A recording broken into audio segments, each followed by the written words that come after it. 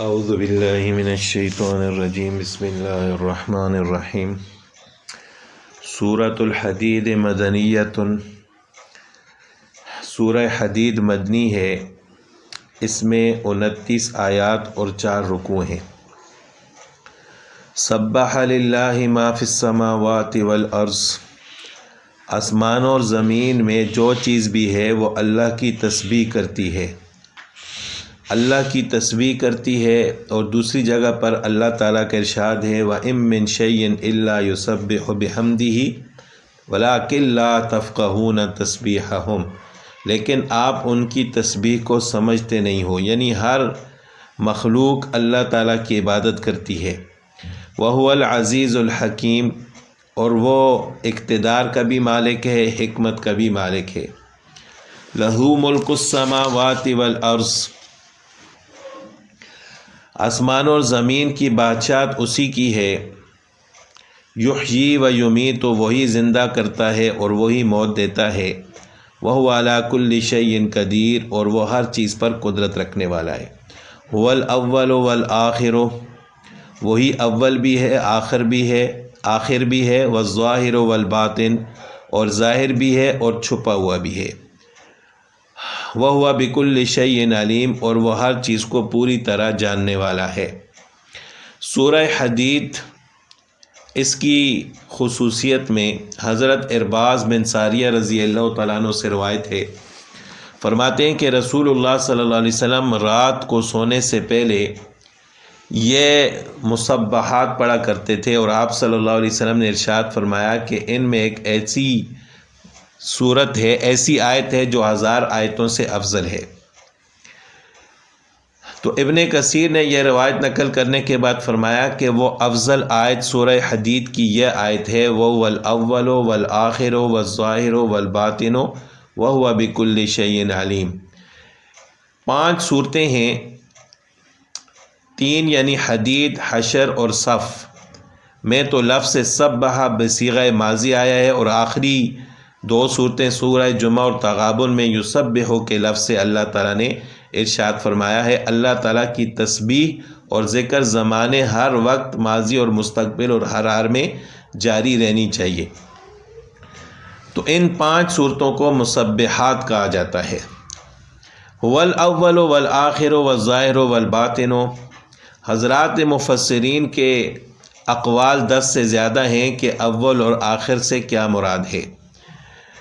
تو لفظ اول کے معنی تو تقریباً متعین ہے، یعنی وجود کے اعتبار سے تمام موجودات و کائنات سے مقدم اور پہلا، کیونکہ ساری موجودات اسی کی پیدا کی ہوئی ہیں، اسی لیے وہ سب سے اول ہے۔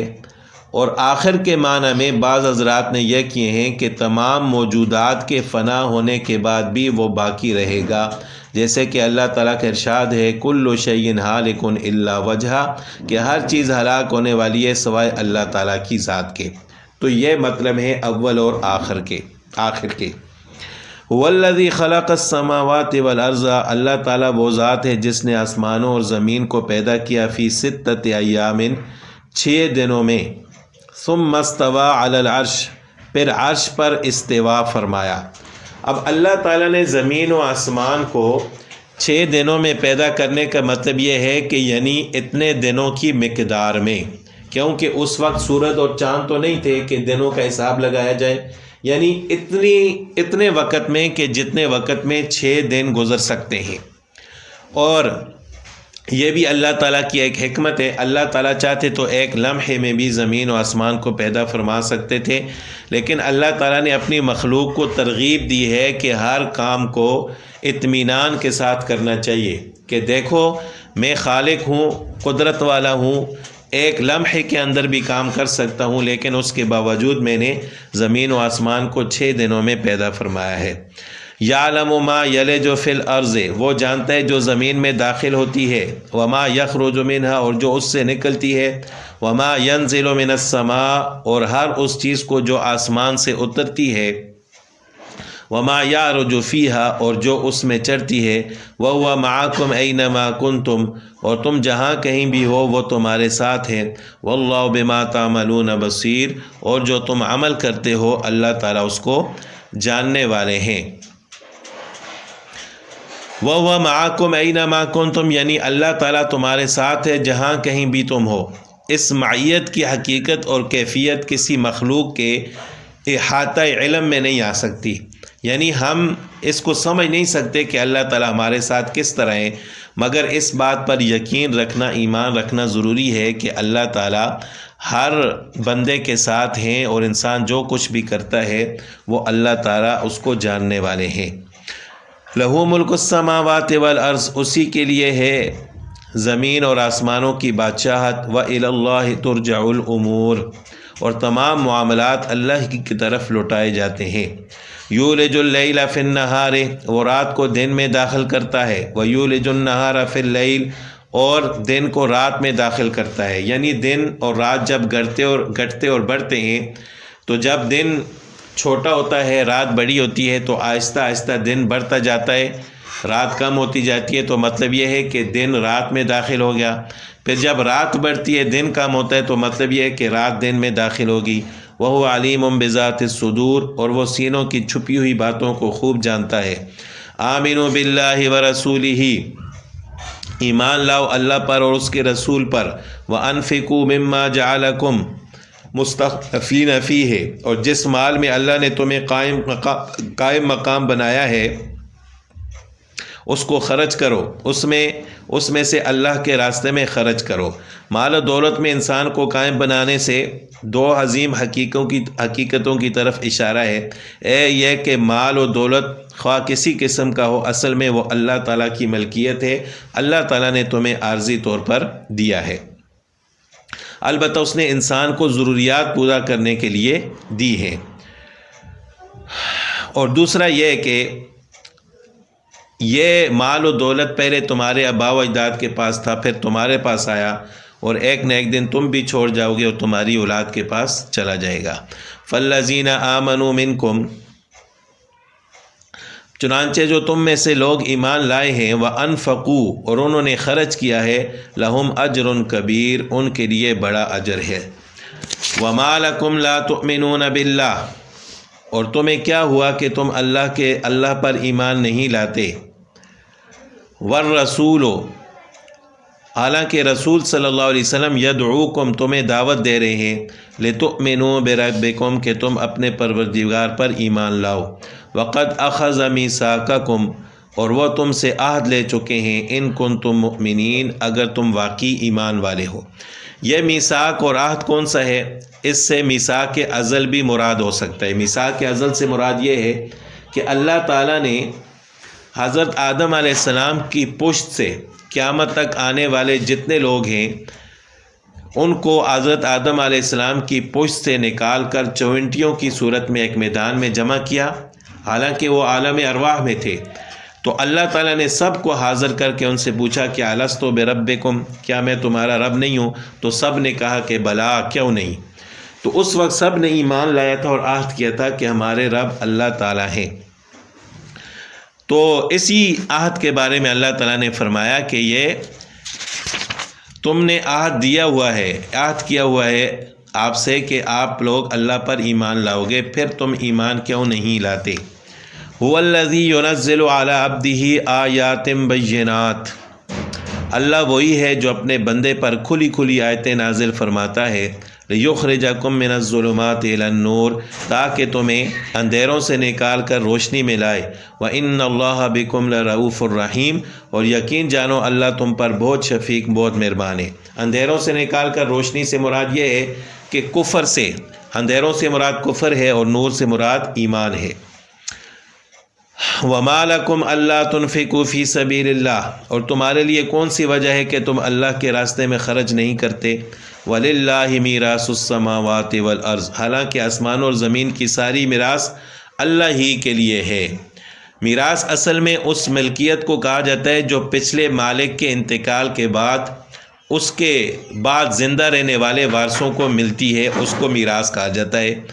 اور یہ ملک جبری ہوتی ہے، مرنے والا چاہے یا نہ چاہے، یعنی ضروری نہیں ہے کہ مرنے والا چاہے گا تو اس کے پچھلوں کو ملے گا، وہ چاہے یا نہ چاہے، یہ لازمی طور پر اللہ تعالیٰ کا مقرر کردہ اصول اور قانون ہے کہ جو شخص مرتا ہے شریعت کے مقرر کردہ حصوں کے مطابق یہ جو چیز اس کی ملکیت میں ہوتی ہے وہ اس کے ورثاء کو مل جاتی ہے، چاہے اس کے بیٹے فرمان بردار ہوں، نافرمان ہوں، جو بھی ہوں۔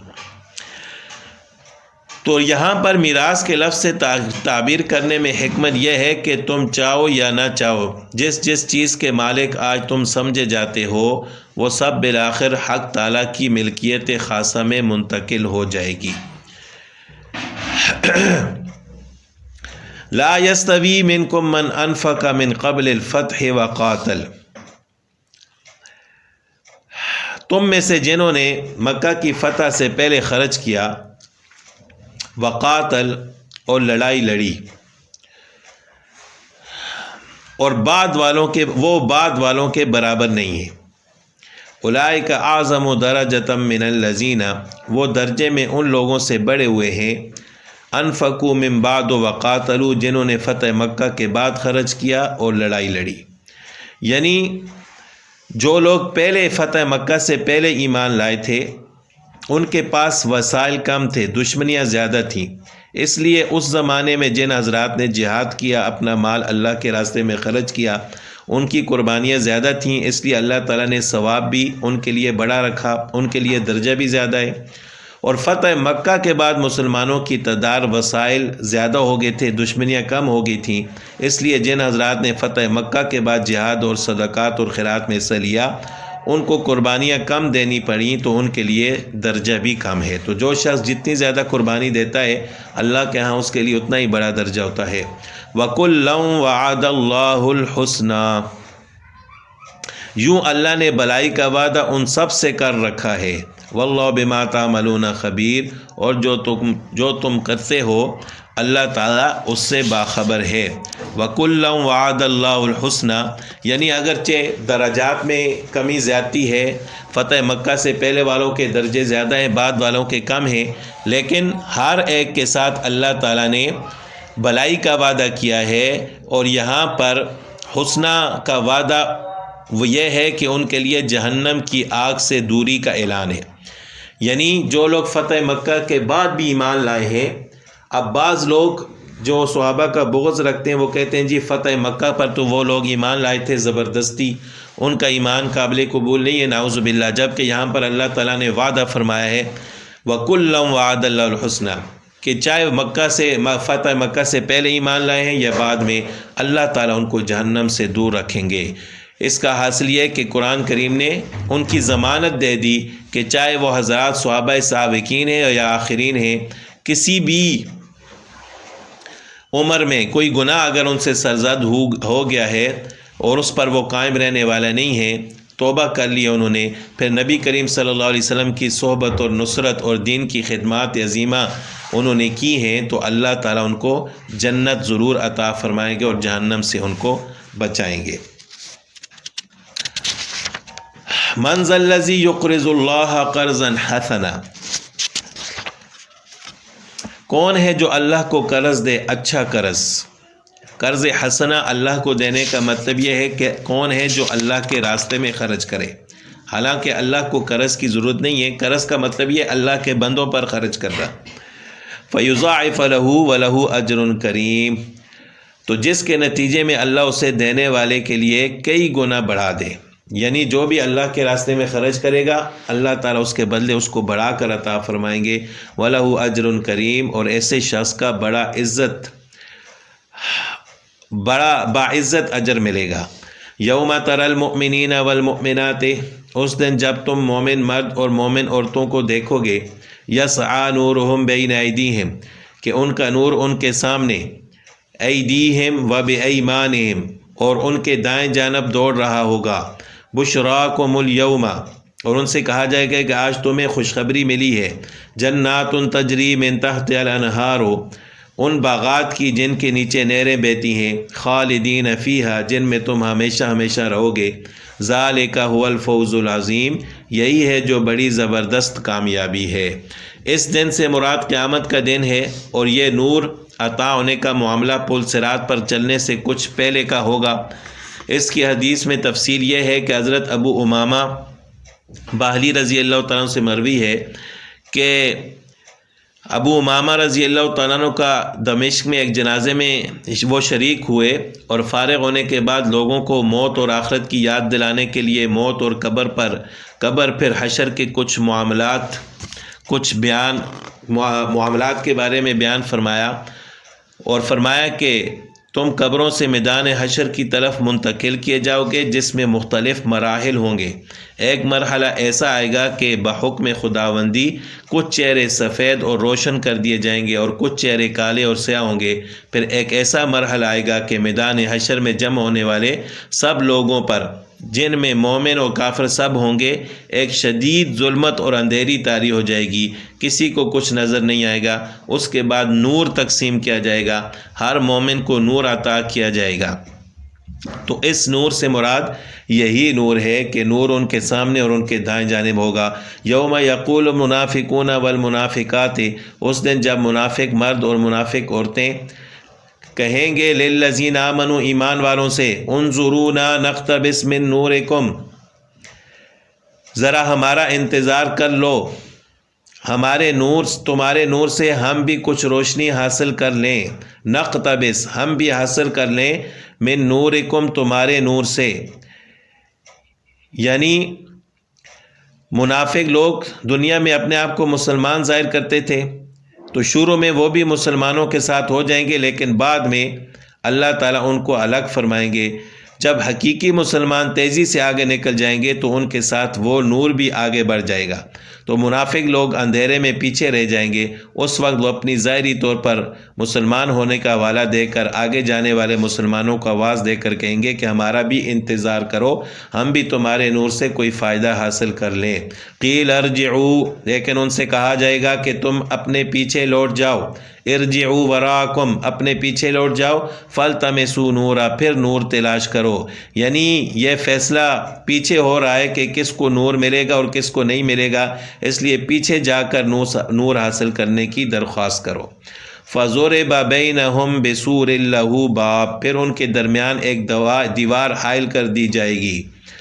سور کہتے ہیں دیوار کو، لہو باب، جس میں ایک دروازہ ہوگا، فیہ الرحمت، باطنہ فیہ الرحمت، جس کے اندر کی طرف رحمت ہوگی، وظاہرہ من قبلہ العذاب، اور باہر کی طرف ایک عذاب ہوگا۔ ینادونہم الم نکن معکم، وہ مومنوں کو پکاریں گے کہ کیا ہم تمہارے ساتھ نہیں تھے؟ قالوا بلا، مومن کہیں گے کیوں نہیں، ولکنکم فتنتم انفسکم، لیکن تم نے خود اپنے آپ کو فتنے میں ڈال دیا، وتربصتم، اور انتظار میں رہے، وارتبتم، اور شک میں پڑے رہے، وغرتکم الامانی، اور جھوٹی آرزوؤں نے تمہیں دھوکے میں ڈال دیا، حتی جاء امر اللہ، یہاں تک کہ اللہ کا حکم آ گیا، وغرکم باللہ الغرور، اور وہ بڑا دھوکے باز یعنی شیطان تمہیں اللہ کے بارے میں دھوکہ ہی دیتا رہا۔ فَالْيَوْمَ لَا يُؤْخَذُ مِنْكُمْ فِدْيَةٌ، چنانچہ آج نہ تم سے کوئی فدیہ قبول کیا جائے گا، یعنی ایسا نہیں ہوگا کہ تم اپنی جان کے بدلے میں کچھ پیسے دے دو، فدیہ دے دو اور تمہاری جان چھوٹ جائے۔ وَلَا مِنَ الَّذِينَ كَفَرُوا، اور نہ ان لوگوں سے جنہوں نے کفر اختیار کیا تھا۔ مأواکم النار، تم سب کا ٹھکانہ جہنم ہے، ہیا مولاکم، وہی تمہاری رکھوالی ہے، وبئس المصیر، اور یہ بہت برا انجام ہے۔ الم یأن للذین آمنوا ان تخشع قلوبہم لذکر اللہ، جو لوگ ایمان لے آئے ہیں کیا ان کے لیے اب بھی وقت نہیں آیا کہ ان کے دل اللہ کے ذکر کے لیے، وما نزل من الحق، اور جو حق اترا ہے اس کے لیے نرم ہو جائے، ولا یکونوا کالذین اوتوا الکتاب، اور وہ ان لوگوں کی طرح نہ بنے جن کو پہلے کتاب دی گئی تھی، من قبل، فطال فطال علیہم الامد، پھر ان پر ایک لمبی مدت گزر گئی، فقست قلوبہم، پھر ان کے دل سخت ہو گئے، وکثیر منہم فاسقون، اور ان میں سے بہت سارے نافرمان ہیں۔ اعلموا ان اللہ یحیی الارض بعد موتها، خوب سمجھ لو کہ اللہ زمین کو اس کے مردہ ہونے کے بعد زندگی بخشتا ہے۔ اب ان کو آخرت کی طرف اللہ تعالیٰ رغبت دلا رہے ہیں کہ یاد رکھو آخرت بھی ہے، آخرت میں دوبارہ زندہ ہو کر اللہ کے سامنے حاضر ہونا پڑے گا، اور سب سے پہلے اللہ تعالیٰ نے ان کو یہ یاد دلایا کہ دیکھو اللہ تعالیٰ زمین کو مردہ کرنے کے بعد دوبارہ زندہ فرماتے ہیں۔ قد بینا لکم الآیات لعلکم تعقلون، اور ہم نے تمہارے لیے نشانیاں کھول کھول کر واضح کر دیں تاکہ تم سمجھ سے کام لو۔ ان المصدقین والمصدقات، یقیناً وہ جو صدقہ دینے والے مرد اور صدقہ دینے والی عورتیں ہیں، سواد کے شد کے ساتھ ہو تو صدقہ دینے والے، وَأَقْرَضُوا اللَّهَ قَرْضًا حَسَنًا، اور انہوں نے اللہ کو قرض دیا اچھا قرض، يُضَاعَفُ لَهُمْ، تو ان کے لیے اس صدقے کو کئی گنا بڑھا دیا جائے گا، وَلَهُمْ أَجْرٌ كَرِيمٌ، اور ان کے لیے باعزت اجر ہے۔ وَالَّذِينَ آمَنُوا بِاللَّهِ وَرُسُلِهِ، اور جو لوگ اللہ پر اور اس کے رسولوں پر ایمان لائے ہیں، اولئک هم الصدیقون، وہی اپنے رب کے نزدیک صدیق، والشہداء، اور شہید ہیں، عند ربہم، اپنے رب کے نزدیک، لہم اجرہم ونورہم، ان کے لیے اجر اور ان کا نور ہے، والذین کفروا، اور جن لوگوں نے کفر اپنایا، وکذبوا بآیاتنا، اور ہماری نشانیوں کو جھٹلایا، اولئک اصحاب الجحیم، وہ لوگ ہیں جہنم والے۔